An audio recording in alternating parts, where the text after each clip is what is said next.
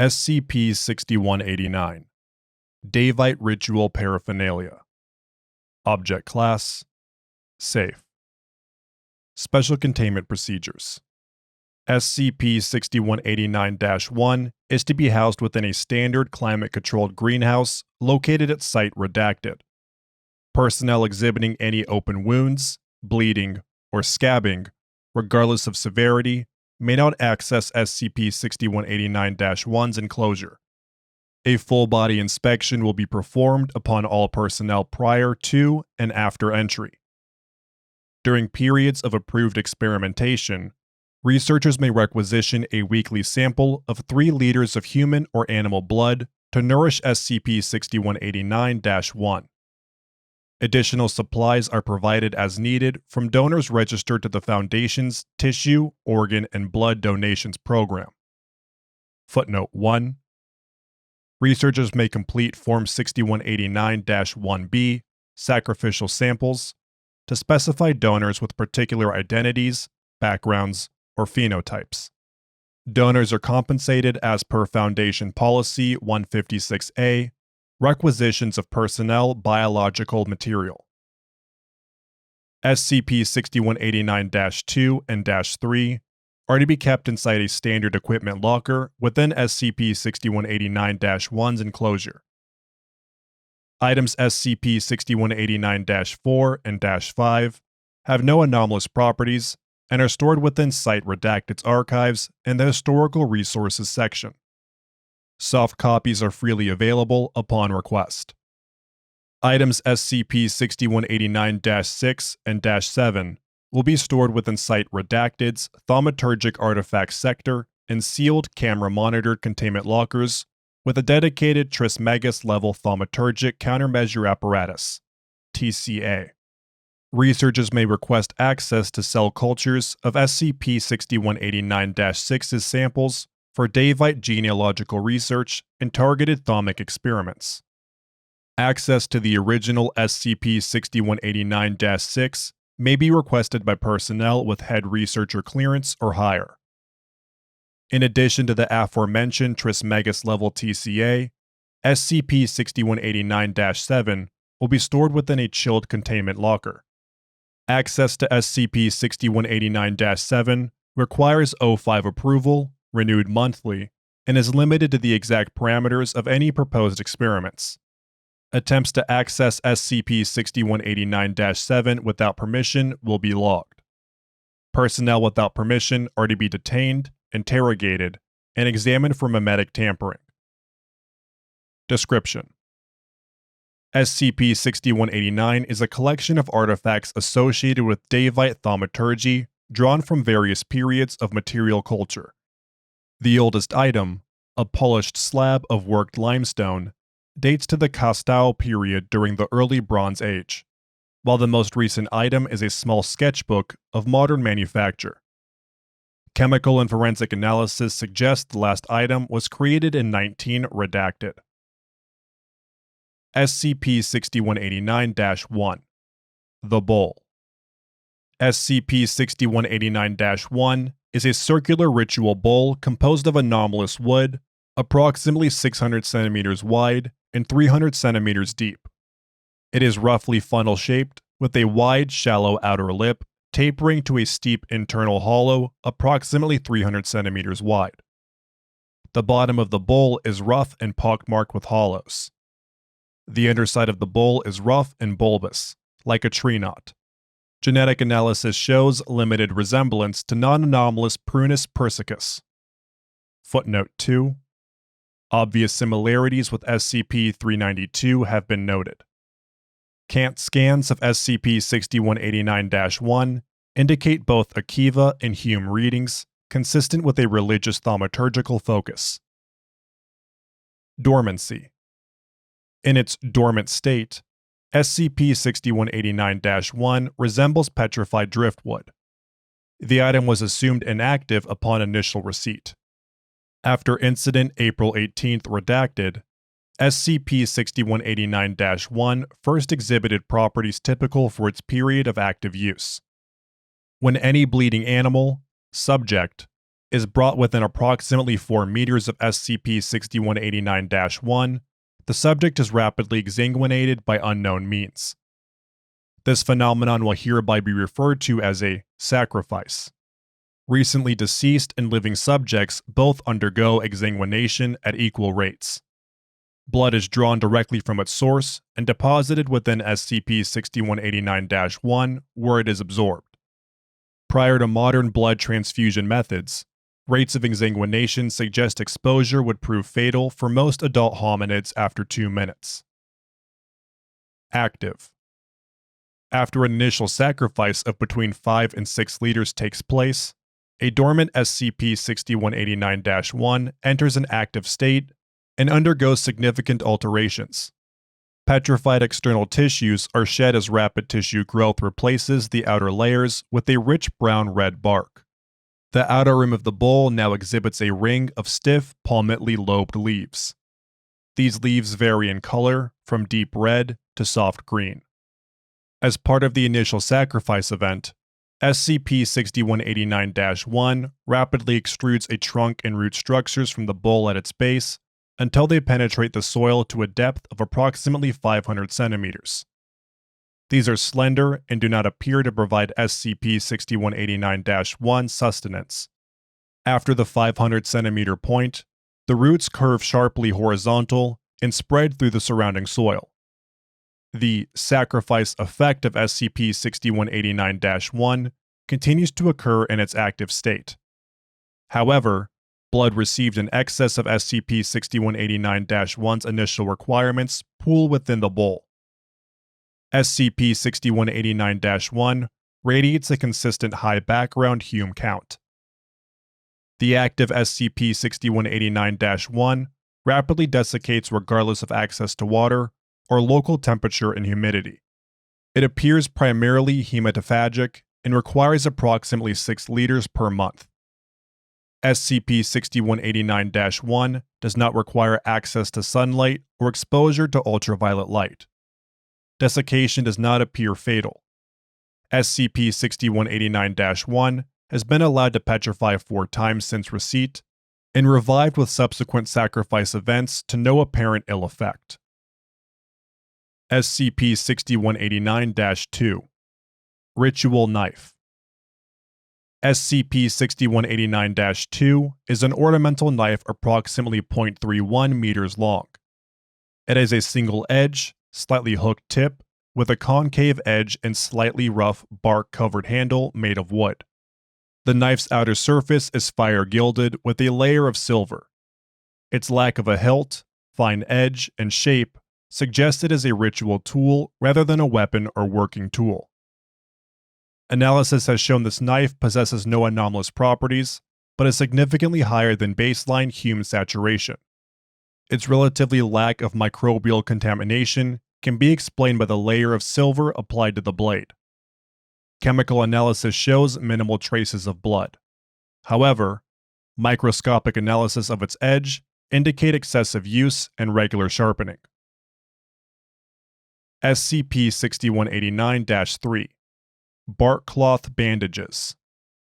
SCP-6189-3 is a set of bark cloth bandages of unknown manufacture and origin. Genetic analysis suggests a common ancestor with SCP-6189-1. Applied to a wound, these bandages appear to quickly clot blood and staunch bleeding.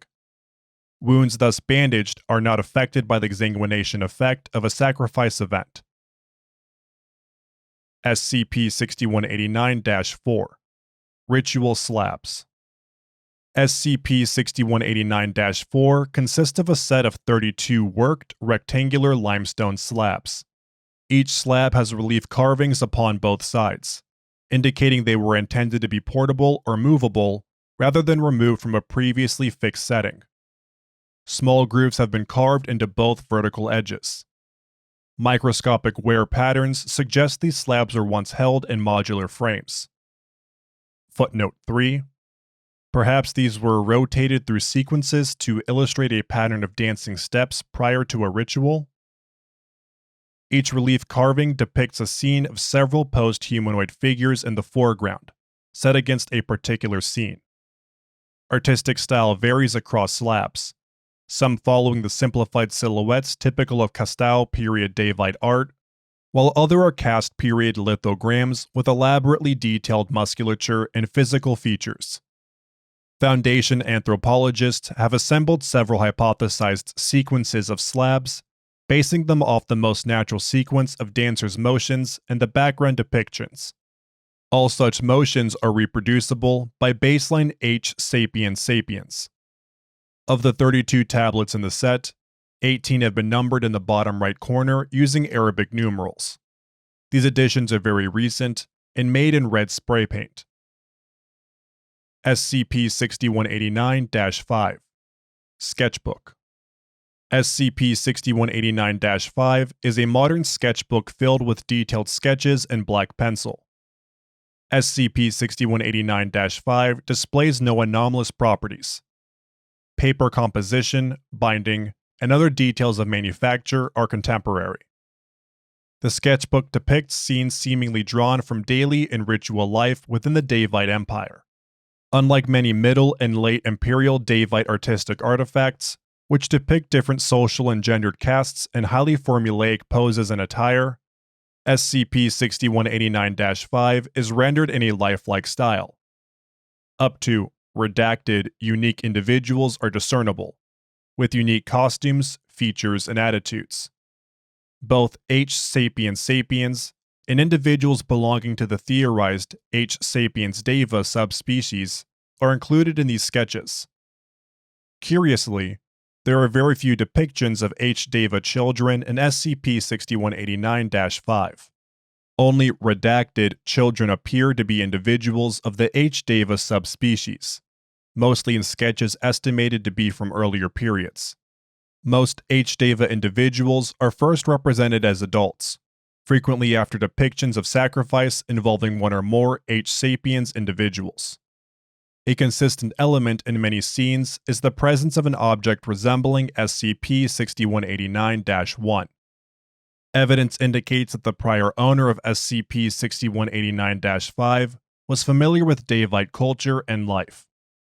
Two hypotheses have been proposed to explain SCP-6189-5 presence within this collection. SCP-6189-5 was created for the benefit of the Foundation upon receipt, providing necessary context to the intended usage and social role of SCP-6189-1, -2, and -3.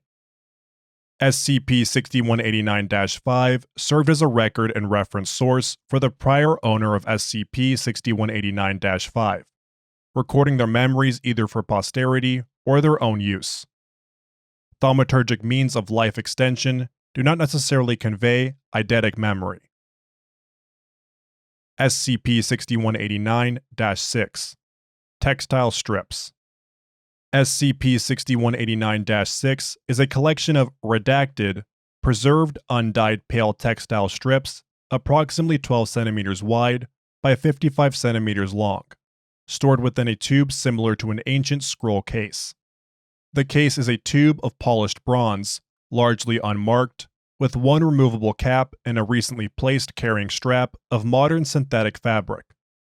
This cap is screwed or unscrewed to remove it and forms a tight seal. Each strip is densely woven in a twill pattern with high absorbency. Hume scans indicate a considerably higher than baseline saturation, but the materials are themselves non-anomalous in origin. The oldest strips are woven from bark cloth, while the most recent two strips are linen with weave patterns consistent with modern sewing equipment. Although the strips are not dyed, each strip exhibits a similar pattern of intentional stains.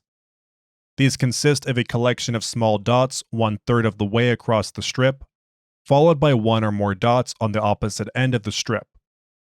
They are wet to the touch, but do not stain or wipe away. While the earlier strips contain a simple 2-1 pattern, others include a more peculiar arrangement, such as a 1-2-1 pattern, a 3-1 pattern, or in one case, a 6-1-2 pattern. Chemical and genetic analysis of the stains reveal that these stains are blood samples taken from creatures within the genus Homo. The stains include genotypes corresponding to each individual bloodstain, suggesting a deliberate ritual or artistic component. Further comparative analysis revealed a peculiar pattern of genetic information in the sampled blood samples. The last dots always contain a combination of all present genotypes. The last samples appear to exhibit genetic chimerism. Radiocarbon dating indicates that these items are manufactured at different dates and have been preserved through anomalous means. Measurements suggest the oldest was manufactured in the 17th century BCE, while the most recent may have been manufactured as recently as 2000 redacted.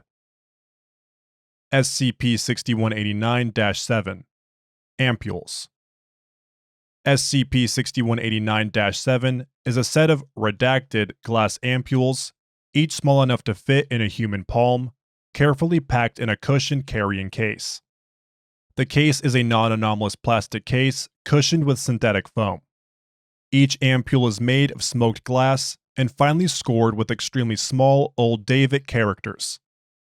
Translation and identification is ongoing, but part of each text sample appears to be a name. Their date of manufacture is unclear. The contents of each ampule are still liquid and swirl gently when the ampule is disturbed. Although direct observation is impossible, indirect observation indicates ongoing cellular activity. CANT scans register considerably higher passive Hume counts than baseline, equivalent to the background radiation generated by a stronger than average thalamic practitioner. A note was included inside the case. I place great trust in you with this. Do not betray me. All experiments involving SCP-6189-7 have been prohibited at this time. Acquisition.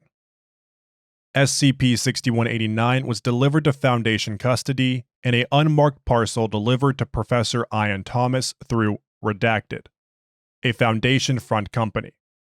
As per Regulation 501A, contact between Foundation personnel and individuals of interest, Professor Thomas's connection with the sender is currently under investigation.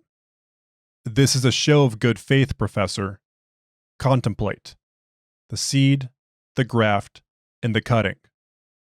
Signed, Redacted. SCP-140-A. Anthropological Analysis. Forward. The picture our source, all heavily biased, painted the Daevite people is not a flattering one, but the operative word is people. Too often, researchers approach the Deva as malicious nemesis, but our superficial evidence suggests H. sapiens Deva, and the baseline H. sapiens sapiens they lived alongside and ruled over, were as capable of empathy, artistic expression, loyalty, and sacrifice as we are. Their values may seem alien and barbaric to us, but so had many of their original contemporaries prior to their anomalous perpetuation. We must therefore begin from the assumption that SCP-6189-1 and its associated paraphernalia served a tangible practical purpose to the ancient Deva. Sketch Analysis. The Harvest Festival. Description. A sketch of a pastoral scene consistent with the presumed norms of early imperial Daevite agriculture. The sketch depicts a field populated with a mixture of non-anomalous staple crops, including wheat and millet, and anomalous ones. Orchards border the field, but their contents are unclear. An instance of SCP-6189-1 is set in the bottom left corner, surrounded by dancing celebrants. Next to the bowl is a female figure wearing clothing consistent with that of a mid-level Daevite priestess. The priestess has one wrist extended outwards, palm up, and is holding onto the edge of the SCP-6189-1 instance with her other hand. Blood appears to well from her veins into the air in a fashion consistent with a sacrificial event. Several individuals who are either slaves or peasants kneel at her feet. Their wrists are cut, with blood likewise running into the air and pooling into SCP-6189-1's basin. On the far side of the sketch, a collection of root-like structures have burst from within the plowed furrows. The Proving. Description: sketch of a gladiatorial arena in use, viewed from above. Large textile or leaf-shaped structures appear to rim the arena stands. The floor of the arena is rough, circular, and bumpy, with very abrupt plunging walls. There is the suggestion of crowds of spectators, suggesting an elevated viewpoint, but the focus is on the arena's interior. The sketch depicts an apparent melee being fought between a dozen hominids of varying genders. Several of the gladiators have fallen in postures of defeat. Near the center, one combatant thrusts through the abdomen of another with a long spear. Blood sprays from the injury and runs from the fallen in thin rivulets. Standing aside from the battle, a set of celebrants dance. The Embassy. Description: sketch of a Daevite procession moving through the main streets of a small village. The buildings are wattle and daub, thatched structures. The village appears impoverished. The background features peasants holding crude tools and dressed in heavy furs. By contrast, the Daevite procession is led by a matriarch and is splendidly attired in fine robes and jewelry. Footnote 4. Style matches that of early imperial Daevite temple retinues. Armor is curiously absent, although the thaumic capabilities of Daevite elites makes this judgment inconclusive. The leading matriarch is flanked by two standard bearers. Behind her, a quartet of servants, or perhaps slaves, carry an instance of SCP-6189-1. Several of the villagers, young H-Sapiens men and women, kneel before the approaching procession. Behind them stands older individuals, presumably either parents or village elders. They bare their throats to the approaching Deva. There are no signs of resistance. The matriarch kneels before one of the foremost villagers. She holds an instance of SCP-6189-2 in her right hand. The Victor's Banquet. Description: sketch of a battlefield scene. Precise identification by correlation of standards and combat attire to historical records is pending. In the background, victorious Daevite armies rout an ambiguous enemy force. Footnote 5. Arms and armor are consistent with early imperial panoply. Both thaumic and mundane weaponry is employed. Instances of SCP-3140 and mounted cavalry pursue the fleeing opponents. In the foreground, H-Deva and H-Sapiens instances pick over the bodies of the slain. One figure is depicted carrying a human body towards a priestess and her attendants in the center of the picture. Blood wells from limp bodies all around the priestess towards an instance of SCP-6189-1 in its active phase. In the far right, evidently drained, bodies are being piled into a trench. Unusually for a depiction of Daevite military engagements, particular focus is paid to the anguished expressions of fallen enemy soldiers. An H-Deva male and female in distinctive robes and aprons, with a strange forearm-length bracelet of interwoven cords. Footnote 6. Researchers are reviewing primary sources for matching depictions. Cradle a wounded and richly attired enemy soldier, possibly a commander, between them. The male is wiping the commander's brows with apparent tenderness, while the female holds his hand. Coronation of a princess. Description: sketch of a Daevite courtyard, evidently that of a temple. An illustration of SCP-6189-1 dominates the background, although it seems larger than the instance in Foundation custody. Roots have wound through the grass of the court. A crowd of cheering celebrants dance around it. A female H-Deva figure leads the procession. Clothing and attire suggest a high matriarch. Features are currently being correlated with other archaeological records. Footnote 7. Multiple candidates have been identified through cross-reference with recovered Sarkic and Daevite sources, including data expunged. She holds an instance of SCP-6189-2 in her left hand and is visibly bandaged with an instance of SCP-6189-3 along the right forearm. Blood drawn from her wound floats in the air. At the base of the sketch, 3 figures are sprawled out along what appears to be stone or wood biers. They are clothed in the loose flowing robes typically associated with Daevite sacrifices. 2 are H. sapiens, 1 male, 1 female. A third is an H. Deva male. All 3 have had their throats and wrists cut and are sprawled in a position of repose. Their expressions are peaceful. There are no signs of struggle. Footnote 8. Noteworthy. Primary and secondary sources of the Middle and Late Imperial Daevite Empire, both Daevite and non-Daevite, feature extended descriptions of elaborate and often prolonged sacrificial rites, particularly those performed upon malefactors, captured slaves, and dishonored war captives. In the center of the image, a gigantic root-like or vine-like structure has erupted from the earth in a cloud of haze and dust. The structure ends in a large bud-like structure which appears to be splitting open. Either emerging or being withdrawn into the interior, it is unclear, in a spray of liquid is a young adult female H. Deva instance. Incident Report, April 18th, redacted. On April 18th, 2000 redacted, head researcher Dr. Brown and Winters entered SCP-6189-1's enclosure accompanied by Dr. Mariah Watts and Assistant Technician Kazumasa Nojo for preliminary inspection and maintenance. At approximately 13 hours 17 minutes 23 seconds local time, Dr. Watts began to show symptoms of anemia. Despite prompt action by Dr. Winters and Technician Nojo, they were unable to carry Dr. Watts outside of SCP-6189-1's area of effect before Dr. Watts succumbed to unconsciousness through severe blood loss. SCP-6189-1's sacrifice effect appears to either mask or not cause any pain stimulus, as Dr. Watts showed no signs of distress prior to her collapse. Dr. Watts is believed to have expired between 13 hours 18 minutes and 13 hours 19 minutes local time. Cause of death was rapid exsanguination.